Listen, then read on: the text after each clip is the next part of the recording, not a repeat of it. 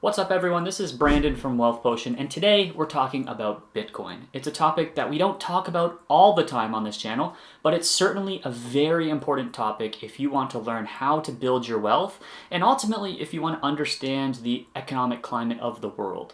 Bitcoin has grown from this funny, weird code thing on the internet to a global asset class that has institutional investors and even sovereign wealth funds and nations investing in it.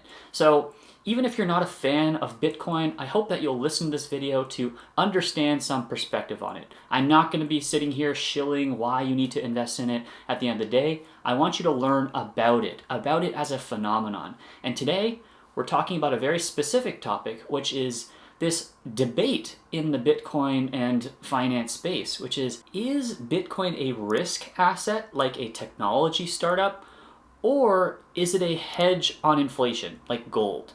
And I'm not going to bury the lead. The answer is it's both. I'm going to try to explain why I believe this, and we have to go back to understand the roots of Bitcoin, why it was created by Satoshi Nakamoto in the first place, and then look at how it has performed with the past 10 to 12 years as it has gone up in price to meteoric proportions. So without further ado, let's dive in. First and foremost, we have to touch on why Bitcoin was created to really understand how it is an inflation hedge. Because I understand the argument from a lot of traditional financial investors and financial analysts that say Bitcoin is an incredibly speculative investment.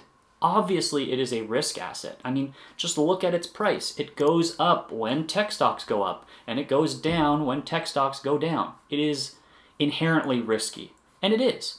But it's also an inflation hedge. And we have to look no further than Satoshi Nakamoto's own words that he wrote to the Peer-to-Peer Foundation forum when he released Bitcoin into the wild. So I'm going to read the quote here. This is from February 11th, 2009. So this is after Satoshi wrote and published the white paper, and also shortly after he started the blockchain itself. He mined the first block in January. The root problem with conventional currency is all the trust that's required to make it work.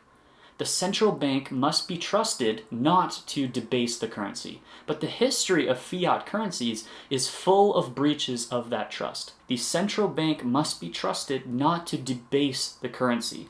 That is a statement that I think most gold bugs, another word for gold investors, are very, very much in alignment with. A lot of gold bugs believe that the central bank, in its ability to print money out of thin air, is a root problem with many issues in our society and the economy. And it's really quite simple to understand why gold bugs and Bitcoiners think that way, right? Like if you had every dollar in existence and you doubled them. So if you have $20 in your pocket and it becomes $40, and every single dollar and every single account and every single wallet just doubled overnight, then the prices of things would also double. However, if you double the amount of dollars, but you don't do it in everyone's wallet and everyone's bank accounts, but you dole that out in waves of credit to banks, through debt, through all these different mechanisms, through what many refer to as the Cantillon Effect. If you're closer to the money spigot and if you're closer to the central bank, you benefit more, right? And that's what inflation is. Even though inflation has been, between 2 to 10% over these past few years, not everyone has been benefiting from that inflation.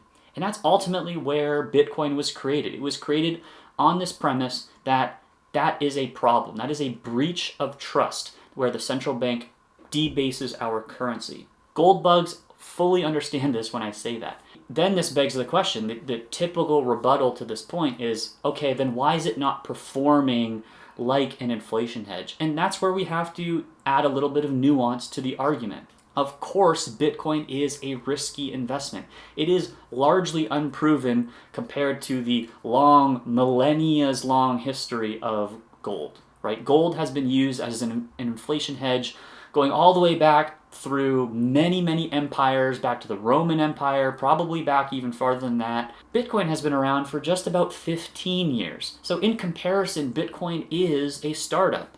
And if you're kind of tech-minded, if you come from the B2B SaaS world, maybe you're one of my former coworkers watching this, then to put it this way, think of a startup that's trying to solve money.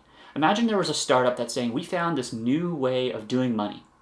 and it's decentralized and it doesn't require banks, it doesn't require all of this financial infrastructure, that would of course be an incredibly risky endeavor for many, many, many years. And so the best way to think of Bitcoin, in my opinion, is that it is both an inflation hedge, but it is ultimately a startup. And I don't mean that in like a tech equity type of way. If you want to understand my take on Bitcoin versus other cryptocurrencies, you can check that video out here. What I mean by startup is that it is unproven. Yes, a lot of Bitcoiners will say 15 years, that's enough for me, I'm going to throw my net worth into it.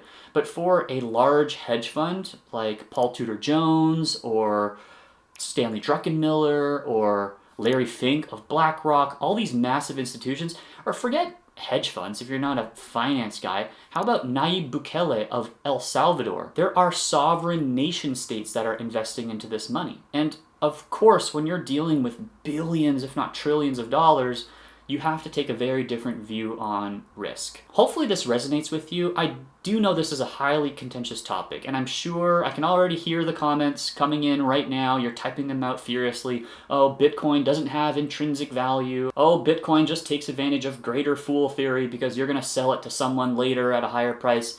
Really try to just, for a moment, consider that you might be wrong about Bitcoin, and ask yourself, if there were a better form of money that couldn't be printed by a central bank, how would it emerge? How would it emerge in humanity, in society? I think it's a pretty strong case to show that it would emerge exactly how Bitcoin has emerged, on a small, tiny, super nerdy forum on the internet created by an anonymous person. It got started and was mined and created right in front of our noses. I mean, there were literally Bitcoin websites like the Bitcoin Faucet where you could get 5 Bitcoin by clicking a button. It was worthless for many, many years, but slowly it emerged. Slowly it convinced people that, hey, this might work. And yes, it's incredibly risky. Of course it is. It could go to zero, maybe.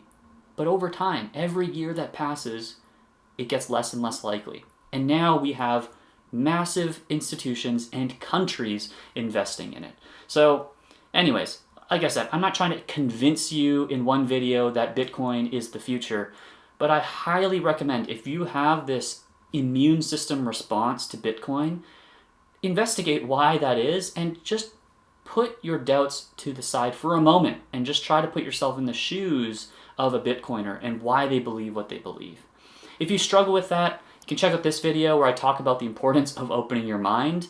Ironically, if you're not opening your mind, you're probably less likely to watch that video. But at the end of the day, that's all I can really ask that you do.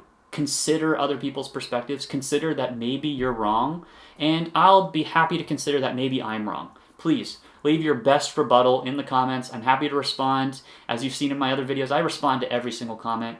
And if you make a really good argument, I'd be happy to do a follow-up episode and really dive into it in video form, or even do a podcast. If any of you are content creators and want to do a friendly debate over Zoom, also happy to do that. So anyways, it's already a long video. Let me know what you think, and I'll see you next time.